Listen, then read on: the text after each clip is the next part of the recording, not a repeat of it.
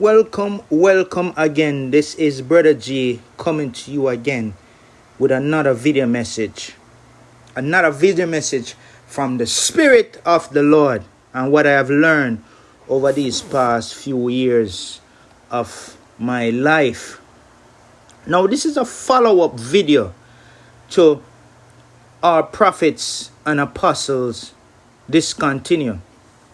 And I realized as listening to that video, and I realized there are many things that are missing from that video. And of course, we understand by reason and knowledge that sometimes you can't put everything in a video. So you have to do follow-up videos. So this is a follow-up video to, here's the title, Who Discontinue Apostles and Prophet? The topic we're going to get into is who discontinue prophets and apostles. Whichever way you want to put them, either the prophet, it doesn't matter to me. They are both essential. A matter of fact, prophets and apostles are equally essential. We're using that term because it's now coming our vernacular because of essential worker. Apostles and prophets are just as equally in this context as helps, administrators. They are all equally because they are all a part of God's chosen, as we're going to call it, as what was given to us through the New Testament, chosen office to grow up a people in the perfect will of God as the Son of God. Understand these things, and I can't explain everything that I've come to learn. So this follow-up video is who discontinue apostles and prophet.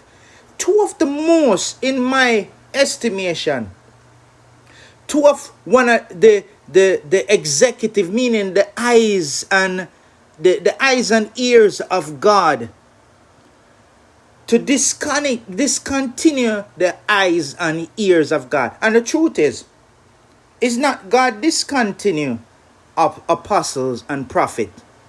It is men.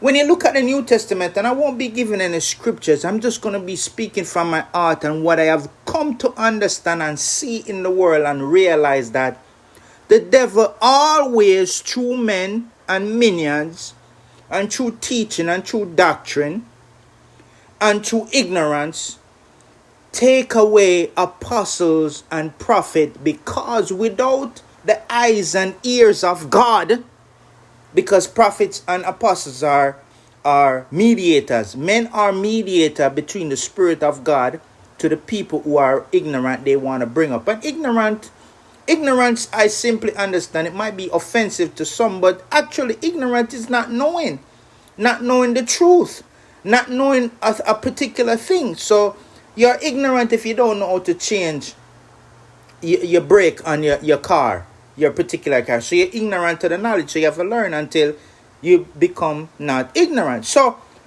the truth about this follow-up video is who discontinue apostles and prophet, the most essential chess pieces of God, the most essential chess pieces of God, the eyes and the ears of God, those with a true heart, true mind, even if them fall in certain things, or they fall in not the big sin, but the small sin. Sometimes the big sin too, yeah, sometimes the big sin. But those with a true heart, they really desire the truth of God, but they have feelings. Me understand them thing, So who discontinue apostles and prophet? The truth is, leaders who are liars, false prophet, beast, they are the ones who discontinue true teaching, apostles and prophet. But you see, even though they try to discontinue apostles and prophet, God, through the Spirit, always raise up prophets and apostles amongst the people. Indeed, a great light has always, through every generation, risen up in Galilee. Every generation. God never left himself. God is a spirit, and they that worship him in spirit and in truth. God never left in every generation. Even now, presently, he never left himself without a witness.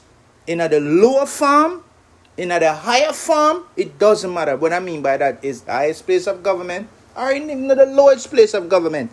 As I have seen it, he always raised up a prophet amongst the people, the poor, the ignorant, the unwise. He always. So again, let me say this.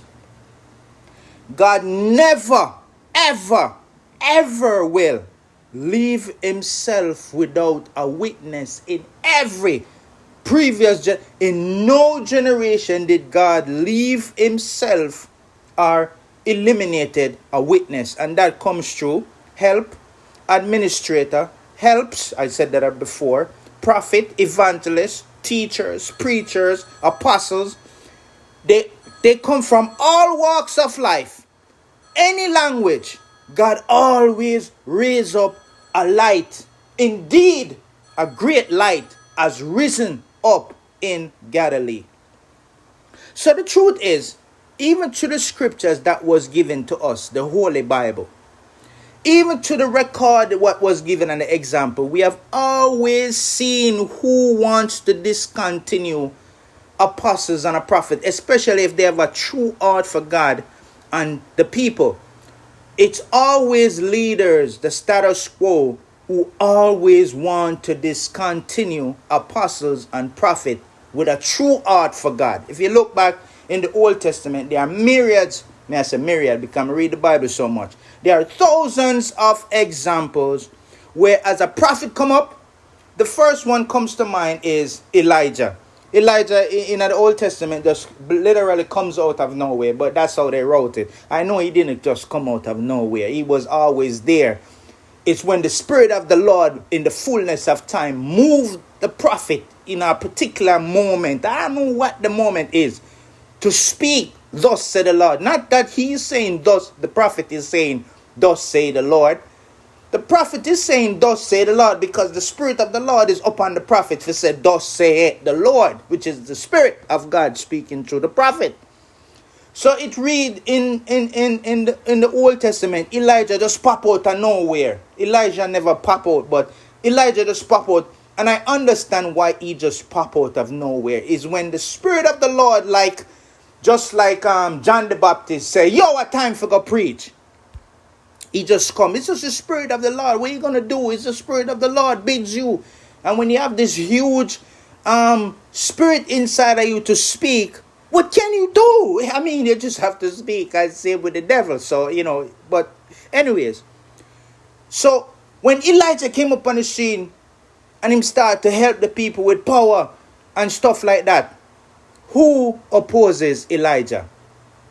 It was the leaders. It was Ahab and Jezebel.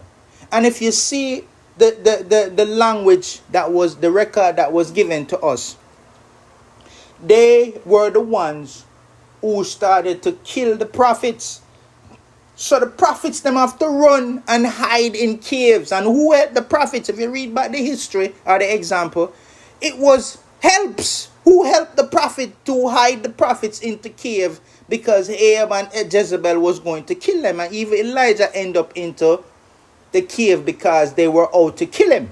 And there's so much misunderstanding of ignorant preachers who talk about all these things. But I'm not going to get into that part. But I'm going to tell you clearly and with evidence who always kill prophets and apostles. I would say the most essential piece of God's chess pieces, and the most essential because they are the mediator between God and man. Even the understanding, the knowledge, the wisdom between the Spirit of the living God to people who are ignorant of the devil's devices. YouTube and all kind of thing. YouTube, books, teachers, preachers, leaders. It's always men. And sad to say, pastors and teachers even come against prophets and apostles. And as I said before in my previous video,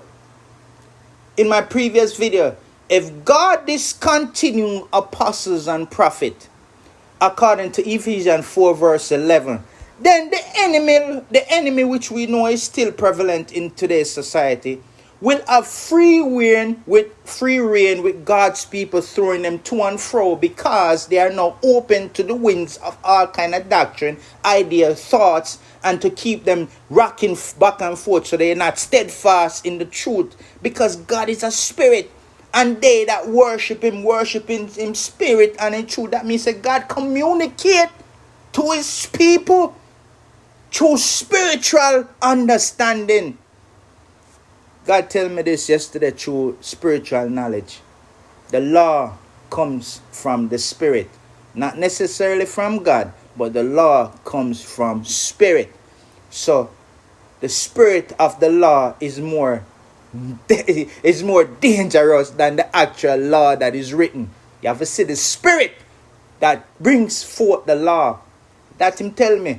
You have to see the spirit that brings forth law. In other words, the spirit, which is a person, that brings forth the law, even though the law is written in a way as to establish something good, it's the spirit behind the law. That's where the law came from. You must understand it. And the only way you can understand it, and if you worship God in a spirit and in truth, it will reveal all things to you. Alright? So, when you come to the New Testament, as we see, and even in Jeremiah, I think it is Jeremiah, who opposes Jeremiah? It's sad to say it was the church at that time, even now, that opposes Jeremiah, who was a true prophet. But they were false prophets just like that in Jeremiah day. So when Jeremiah gave the prophets prophecy, and I gotta come with another video who are prophets. And it's very simple. By the New Testament standard, it is very, by the Old Testament and the New Testament standard, it is very simple who are prophets. There are many prophets flying around that is higher than me in government and stuff like that. But we don't understand who is prophet. So we see example of every time a prophet is risen up, the devil through men killed the prophet. Who killed Abel? Cain. Abel was a prophet, even though it didn't say that. It's simple. Abel was a prophet of the living God. And so it is always men who discontinue apostles and prophets. Now, when we look on Jeremiah, who threw Jeremiah? It was Jeremiah. Who threw Jeremiah in the prison? It was the king who threw Jeremiah in the prison. It's a spirit. When you come to Babylon in the Old Testament, when you come to Babylon into the Old Testament, who threw the Hebrew boys into prison? Who threw Daniel in the lion's den? It was the king. In every generation, God always have a light in Galilee. And the kings and the queens and the Herodians always try to kill or will kill the prophets. Who killed John the Baptist? Let's jump to the New Testament and make this video short and spicy, without verses. It was just speaking plain. It was always men who tried to kill and teach and kill the office of apostles and prophets, because they know that there must in one time, the devil knows that he must in one time, there is going to be a apostle or a prophet that is going to raise up with a true heart for God, like David. Even though he has feelings, he's going to raise up with a true heart for God and people. So the devil's smart. He's very cunning. So he said, let's teach that the prophets, the office of apostles and prophet is done away with, and leave the people them to the whim, the sea and doctrines of men. So when you jump to the New Testament, I just give two examples, and there are many more examples. Amos, the father of Isaiah. Amos was attacked when he came to the king and he started to preach and said, yo, me, I'm one sheep herder, and you run me. Why you run me? And me tell myself to come and preach to you. Thus saith the spirit that is in me. And them said, go back, go sell your sheep. You don't know nothing. And Amos said, it's not me. And God come to me and teach me and then send me to Uno. You see that? It's always those people who is in the status quo who wants to hold office against the people to cut off apostles and prophets by definition.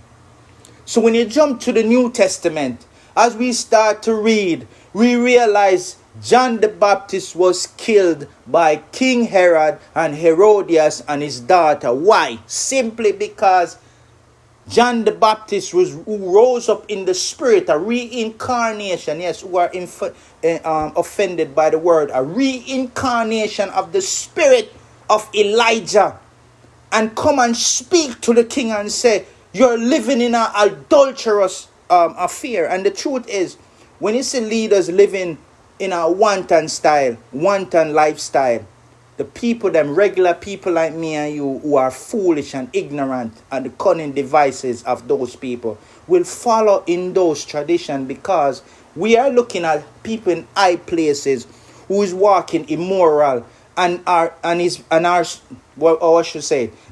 been celebrated in such a way, meaning your lifestyle, which is wrong and it doesn't bring fruit, is good. So therefore, we are seeing people celebrating that. It convinces us that this lifestyle is of value. And so when John the Baptist, by the Spirit of the living God, spoke to Herod the king, the Herodias worked behind the scene and had John the Baptist thrown in jail and killed. See, who killed prophets and apostles? It's the same thing with Ahab and Jezebel, who I've always forgot his name, and it's very important we should remember these people name, because they are actually the star of the show. They killed the man with his vineyard. Ahab and Jezebel. It was really Jezebel behind the scene who forced Ahab's hand. He was a little punk at the time in that context, and killed the man and took his vineyard they killed the man through fake fasting. I've seen a lot of fake fasting in my days, and as YouTube and the world is open up, you see a lot of fake, false, subterfuge fasting for nothing. They are evil. So Ahab and Jezebel call a fasting and kill the man and take his vineyard. A fake fasting, and say, thus saith the Lord. Not everybody who say thus saith the Lord is speaking the truth. So when we come to the New Testament, who killed John the Baptist? It was the leaders. And then when you come to Jesus, who killed Jesus? It was the leaders. It was the priests. It was the Pharisees, the Sadducees, the leaders, the captain, the general. They killed Jesus. Right? And then when after Jesus led and his disciples were now growing in the form of God, growing to be the sons and daughters of God, who dismantle the church? Who persecute the church? Who take away the prophet, which the disciples were prophets also and apostles? Who killed Stephen? The example is like 1,000 examples, and then people come now and preach like what? The presumption of Paul's letter in 1 Corinthians without understanding, and saying that apostles and prophets are done away with. Lord, your rain come down because of the spirit of truth. I let go. They are reading the Apostle Paul and thinking that his letter now presume that God now take away two of his essential piece of his chess move, and leave the devil and his minion for come inside of the church. Haven't you read Jude? And them coming at the church now and dismantle the church and turn it into their playing ground. Who discontinue apostles and prophets of God with a true heart? Is men, leaders, people who have the status quo. They are the ones who always try to discontinue apostles and prophets of God. Why? Because they will be waking up. That's what the gospel is, waking up people. And they don't want people to be waking up to a true heart. Not with a divisive heart. Not with a heart for one side or the other, but a heart for God, a heart for truth. So the devil know. He does know. Through ignorant leader, even if them in the high places. Didn't you know that John the Baptist was in high places? When the people went out to see John the Baptist, they thought they were going to see a man in king's garment, king's clothing. But Jesus said indeed he was in high places. How? I'm not going to divulge my understanding. You see, because a lot of people is looking for the light to be risen in high places. But the Bible tell me clearly what was given to me. Plainly tell me you're not going to see a light in high places. But it's really in high places. You're going to see a light risen up in Galilee. The sad part of it, because of the people ignorance in Galilee, they will not accept the light. So who discontinue apostles and prophets of God? And a matter of fact, they also try to discontinue administrators, helps, teachers, pastors, leaders, captain, who have a heart for God. Of course, the devil always wants to discontinue the spirit of the living God. So when him kill the body of the man on the cross, of so as they say, they kill. You cannot kill God. Because the man testifies that God is a spirit. And they that worship God in spirit and in truth. How you kill the master of the universe and the whole world? You're an idiot. Stay tuned. Much more fire come.